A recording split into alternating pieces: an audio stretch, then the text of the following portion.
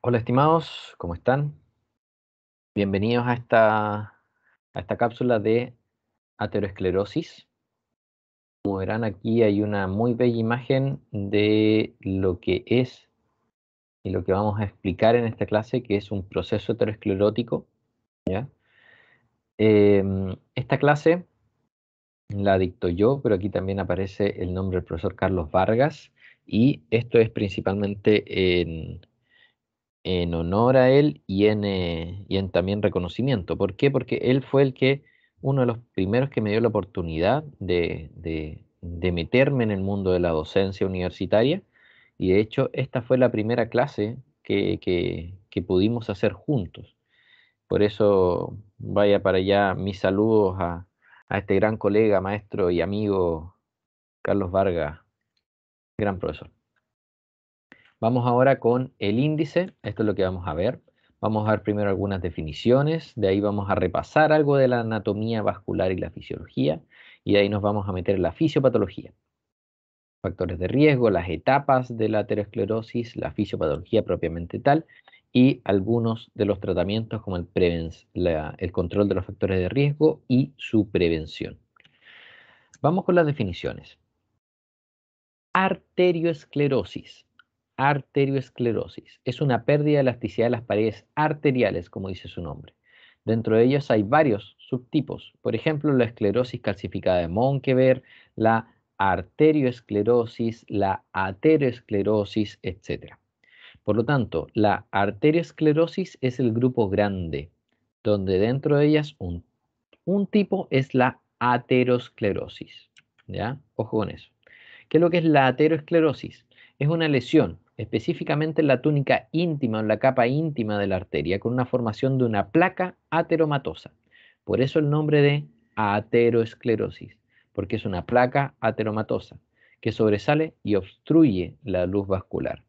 Normalmente esto se da en arterias de medio o de gran calibre. ¿Ya? Las estadísticas de las enfermedades cardiovasculares son la primera causa de muerte en Chile y en el mundo, y la aterosclerosis es una de las patologías o las fisiopatologías subyacentes en gran parte de ellas.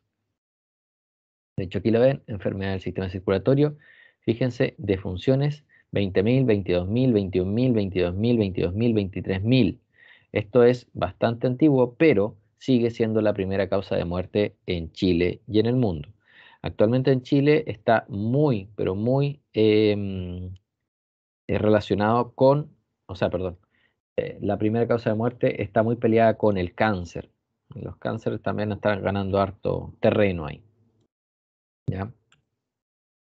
Vamos a meternos ahora un poco a recordar la histología. Recuerden que ahora estamos en fisiopatología, ustedes ya pasaron por histología, por lo tanto tienen que saber esto, si no, a repasarlo. Esto es una arteria. Una arteria clásicamente tiene tres capas, tres capas. De interno, donde tenemos el lumen, donde pasa la sangre, a externo. De interno vamos a encontrar primero una túnica endotelial, luego una túnica íntima, ¿ya? Endotelio, túnica íntima. Después de eso tenemos una túnica media o túnica muscular. Entre la túnica íntima y la túnica muscular hay una membrana elástica, ¿ya? Una membrana elástica que los separa, y ahí se nota un poco, que separa la formación de... y en la túnica media o túnica muscular, claramente las células son células musculares lisas. Y por externo vamos a encontrar la túnica adventicia. Túnica adventicia, ¿ya? Aquí tenemos un poco qué significa cada uno. A repasar esto, revisarlo bien. Anatomía circulatoria. Sabemos de que la bomba cardíaca es el corazón, que es una bomba eh, que en general son dos bombas que están en serie, que van a irrigar a través del sistema arterial y retornar a través del sistema venoso.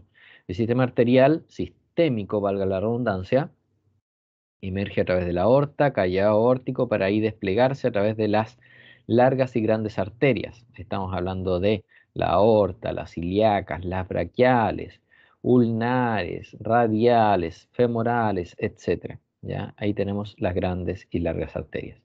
¿Dónde tenemos largas y grandes arterias que reciben grandes presiones? Vamos a ir viendo. Primero, las carótidas. Las carótidas. Muy comúnmente estas arterias, al recibir grandes presiones, y al ser sometida a diferentes estímulos y variaciones de presión y de flujo, son una de las que más van a presentar procesos ateroscleróticos. Por otro lado, la aorta. La aorta se clasifica o sufre esclerosis bastante a menudo, tanto ahí, ojo con eso.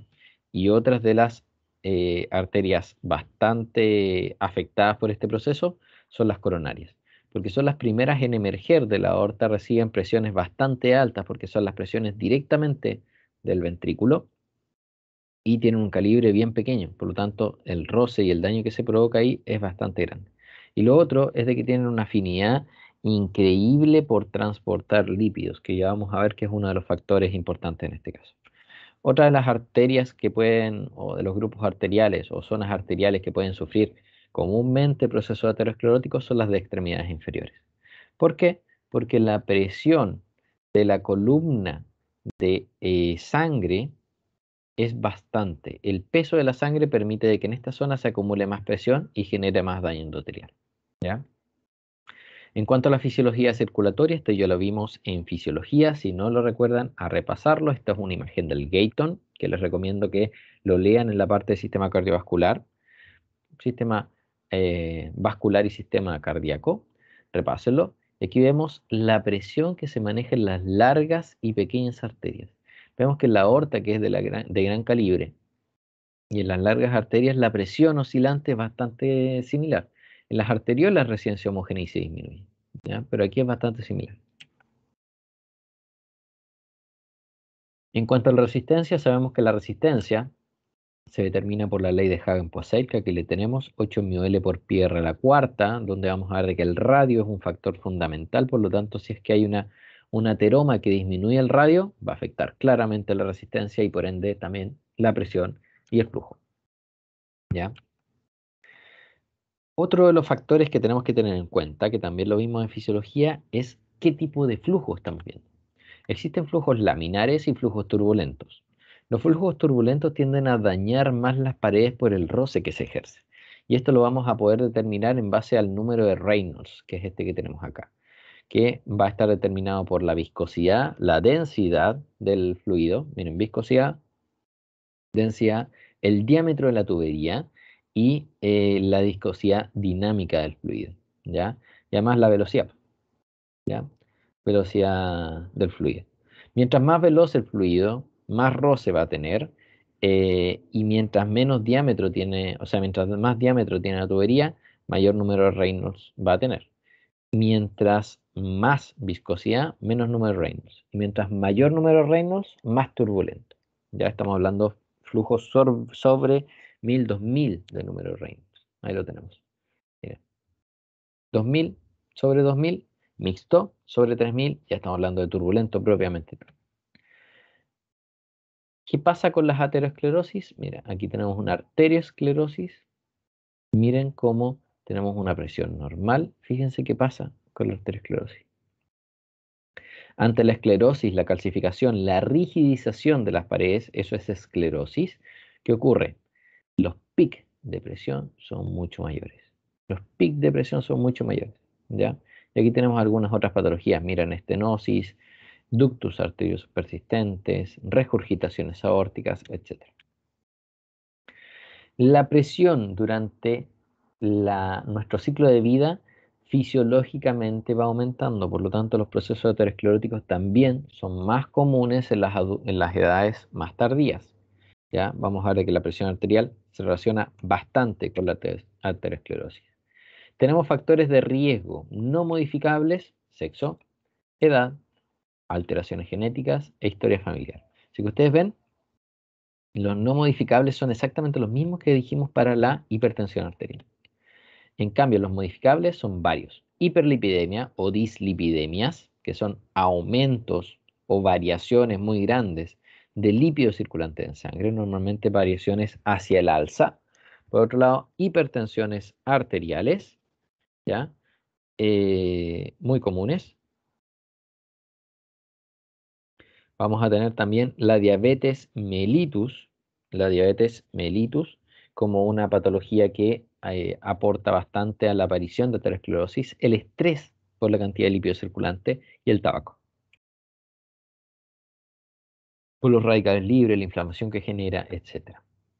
Aquí tenemos la importancia de los 10 factores de riesgo más conocidos y fíjense de que tabaco, presión arterial, alcohol, colesterol, sobrepeso, baja ingesta de fruta, inactividad física, y aquí tenemos 1, 2, 3, 4, 5, 6, 7, drogas ilícitas, 8. Los 8 primeros podemos solucionarlos, podemos educarlos y podemos tratarlos, ¿ya? ¿Qué pasa acá con el colesterol? Ya les comenté, el colesterol también es un factor importante.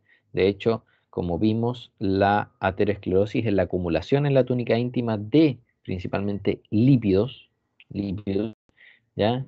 Fíjense de que el colesterol sérico se relaciona casi exponencialmente con la tasa de mortalidad por enfermedades coronarias, donde la aterosclerosis es la fisiopatología de. Y fíjense el riesgo relativo, miren, cómo tenemos la relación de alto LDL con bajo HDL, o sea, un transporte ineficiente de lípidos, ya lo vimos esto, cómo se transportaba el LDL y el HDL, eh, produce mayor riesgo relativo de mortalidad. Aquí tenemos presión arterial también, cómo se relaciona de manera directamente proporcional con la tasa de mortalidad. Miren, mientras más presión arterial, obviamente más tasa de mortalidad. Riesgo relativo, el fumar, también un riesgo relativo importante. Este es el número de cigarrillos día, ¿ya? Un no fumador, eso es su riesgo relativo de morir, 1. Un exfumador dejó de fumar, ya tiene un 50% más. Fíjense, de fumar 1 a 4 cigarrillos al día, estamos hablando de un 150% más de riesgo de morir. Y miren ahí, cómo aumenta. Vamos a meternos en la fisiopatología de la aterosclerosis. La fisiopatología de la aterosclerosis se basa en una hipótesis, que es la hipótesis de daño endotelial. El endotelio es uno de los tejidos más activos fisiológicamente para poder regular tanto la presión arterial como los flujos que se están dando en esa zona. Por lo tanto, es muy importante conocer qué factores podrían alterar y generar problemas o daños o disfunciones en este endotelio que pudiesen alterar todo este proceso. Tal así es el caso de que cuando se encuentra frente a un daño el endotelio, este se inflama y genera disfunciones endoteliales y daños en la respuesta que estamos viendo. Miren, hipótesis de daño endotelial. ¿Qué lo provoca esta disfunción endotelial? Exceso de lipoproteínas, principalmente LDL. Radicales libres, hipertensión arterial, diabetes por la inflamación que genera por el aumento del LDL circulante y posibles infecciones endoteliales o infecciones que pasen a la vía sanguínea, ¿ya? Ahora, ¿qué provoca una disfunción endotelial? Primero, provoca que los procesos de vasodilatación se alteran cuando nosotros tenemos normalmente una arteria que está recibiendo mucho flujo. Esta arteria por su endotelio provoca una vasodilatación, ¿ya?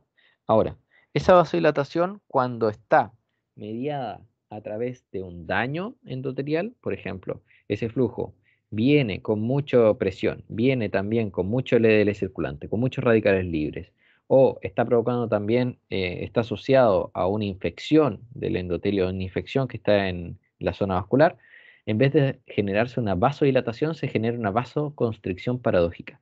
¿Por qué? Porque ese vaso tiende a protegerse de lo que le está llegando. También hay una activación endotelial. ¿Qué es lo que es una activación endotelial? Es de que se inflama el endotelio y marca como un sitio, un nicho de inflamación local. Por lo tanto, llegan células inflamatorias como macrófagos a la zona. Y se genera obviamente un aumento de la permeabilidad vascular.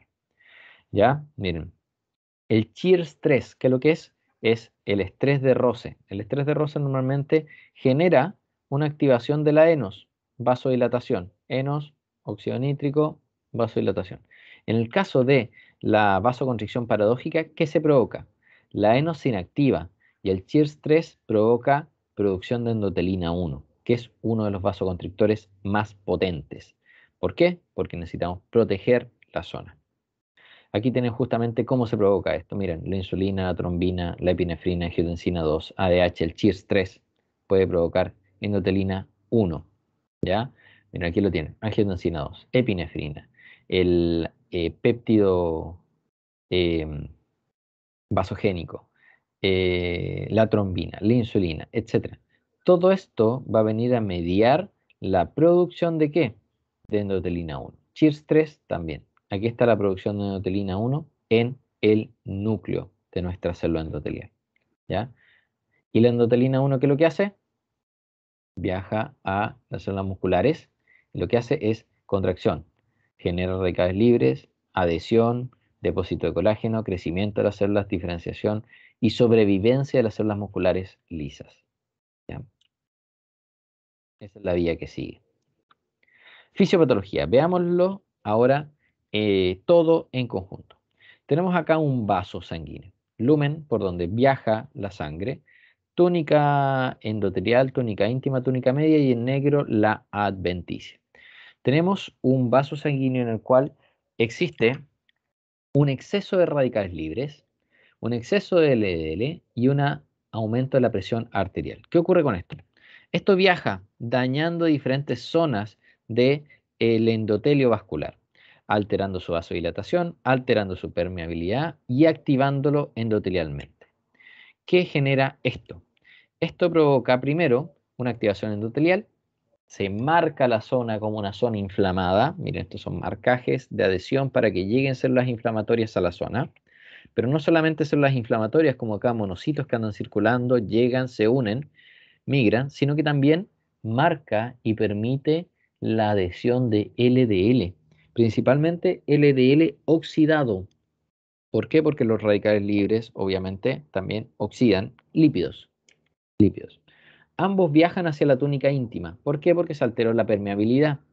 Permite de que permee hacia la túnica íntima. Y ahí el monocito inactivo, se transforma en macrófago. Y este macrófago puede fagocitar, ¿qué cosa? El LDL, perdón. Si fagocita el LDL, fagocita, eh, no puede destruirlo. Solamente puede destruir la parte proteica de este transportador, pero la parte lipídica la acumula nada más. Y se transforma poco a poco en célula espumosa. ¿Qué es lo que es una célula espumosa? Una célula llena de vacuolas llenas de lípidos, ¿ya? De almacenamiento de lípidos. Se denomina célula espumosa porque se ve como con espuma. Esta célula espumosa, cuando se llena ya mucho, muere. Muere. ¿Por qué? Porque está lleno de lípidos que no puede deshacerse, está lleno de radicales libres, está lleno de lisosomas destruyendo proteínas en su interior, etc. Y al morir se empiezan a provocar depósitos de lípidos oxidados, radicales libres, enzimas destructoras de proteínas, etc. Y todo esto se comienza a acumular y comienza a ocupar espacio. ¿Por qué comienza a ocupar espacio y comienza a ocupar espacio hacia el lumen? Recuerden que esto rojo es el lumen, lo verde es la túnica endotelial. Porque acá tenemos una membrana que es mucho más gruesa, que es las células musculares o la túnica media. Por lo tanto, es mucho más fácil ocupar espacio hacia el lumen. Comienza a ocupar espacio hacia el lumen y en un momento estas células musculares lisas ven de que pueden pasar hacia la túnica íntima. ¿Por qué? Recuerden que aquí entre medio hay una barrera que es la membrana elástica. Pero esta membrana elástica se destruye. ¿Por qué se destruye? Porque estos macrófagos, cuando se transformaron en células endoteliales, perdón, en células espumosas, y al destruirse estas células espumosas, provocan y carcomen y destruyen esta membrana endotelial, permitiendo de que estas células musculares migren hacia la zona y generen una cápsula fibrosa. Las células musculares pueden generar cápsulas fibrosas.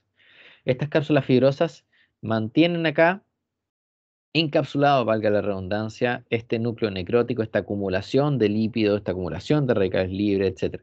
Pero la mantienen encapsulado solamente por la zona hacia la túnica media. Hacia la túnica endotelial no hay protección y por eso muchas veces se destruye parte del endotelio y permite comunicar esta, estos desechos extracelulares hacia la sangre. Y ahí cuando se comunican, coagula la sangre rápidamente, se genera un trombo y posiblemente un émbolo, que es parte de este trombo que puede viajar. Este trombo ocluye total o parcialmente el flujo sanguíneo, generando una isquemia hasta posterior, hacia posteriori o hacia distal. Mientras que el émbolo lo que hace es salir de este trombo y viaja hacia distal, ocluyendo diversas zonas, ya sea en arteriolas o capilares. ¿Ya? Aquí tienen exactamente lo mismo, miren, se activa el endotelio, se comienza a acumular, se genera un aumento de la permeabilidad, pasa hacia la túnica íntima, ahí la túnica íntima comienzan a acumularse estas células espumosas que son macrófagos que carcomieron o fagocitaron este lípido, pero poco a poco comienzan a fallecer y a generar núcleos necróticos extracelulares y empieza a almacenarse, encapsularse, miren estas células en azul que son las células musculares lisas, y posteriormente se puede romper este núcleo necrótico y generar un trombo. Existen diferencias entre placas ateromatosas estables e inestables. Las placas ateromatosas estables en general es algo que se genera en mucho tiempo, pero inestable es algo que se genera de manera rápida por diversos factores, infecciones, pero también por exceso de oxidación en la zona. ¿Ya? Aquí tienen exactamente lo mismo, las mismas etapas. Miren el LDL cómo pasa, el macrófago, las células espumosas. Aquí tienen la célula muscular lisa, cómo se pasan a través de la membrana elástica que está destruida y cómo se acumula acá en este núcleo necrótico. ¿Ya? Inflamación crónica de aterosclerosis. ¿Cómo se puede relacionar esto? Fíjense acá que tenemos las moléculas de adhesión, el monocito que pasa se transforma en macrófago, la célula espumosa, factores de crecimiento, y acá se genera un ciclo que se acompaña con una inflamación crónica, y esta inflamación crónica obviamente va a ser exacerbada si estamos en presencia de un proceso inflamatorio crónico, para la musculatura lisa, ¿ya? Si es que estamos frente a un proceso inflamatorio crónico producto de obesidad, obviamente va a ser mucho mayor y más dañino, ¿ya? En la interleuquina 1, TNF-alfa, MCP1, radicales libres, interferón gamma, diversas citoquinas. Miren, este es un artículo un poco más reciente, del 2015, que habla sobre la aterosclerosis y los flujos. Miren que los flujos turbulentos, por ejemplo, aquí tenemos la bifurcación de las carotidas, generan daño endotelial y posibles regiones susceptibles a aterosclerosis, ya por el roce. ¿Ya? Aquí tienen las etapas de la aterosclerosis según la AHA, American Heart Association, y aquí tienen lesión tipo 1, 2, 3, 4, 5, 6. Fíjense cuándo comienzan a ocurrir. Ojo, desde la primera década de vida estamos hablando desde los 0 hasta los 10 años. Por lo tanto, cuando hablamos desde la tercera década de vida, estamos hablando desde los 20 a los 30. Eso es tercera década de vida. Ustedes están acá. Ustedes están acá. La mayoría está acá. Fíjense, ya la mayoría está entre una lesión intermedia y lesión ateromatosa. Ya entre la tercera y la cuarta década comienzan a aparecer algunas manifestaciones clínicas leves, puede ser aumento de la presión, etcétera, etcétera, pero ya desde la cuarta década de vida comienzan a aparecer algunas situaciones. Fíjense de que desde la cuarta década de vida, desde los 30 a los 40, ya puede convertirse en un fibroateroma o lesión complicada. Cuidado con eso. Población de riesgo, obesidad, dislipidémicos, hipertensos, fumadores sedentarios. ¿Ya?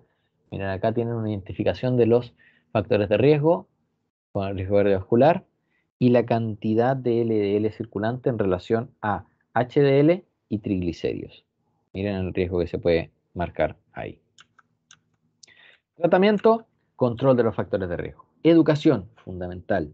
Control farmacológico, pero también fundamental cambio en estilos de vida. Y ahí eliminar el sedentarismo y la inactividad física es fundamental. Manifestaciones clínicas, si es que da en el corazón, infarto agudo del miocardio, muerte súbita. Ustedes saben las manifestaciones clínicas del infarto agudo.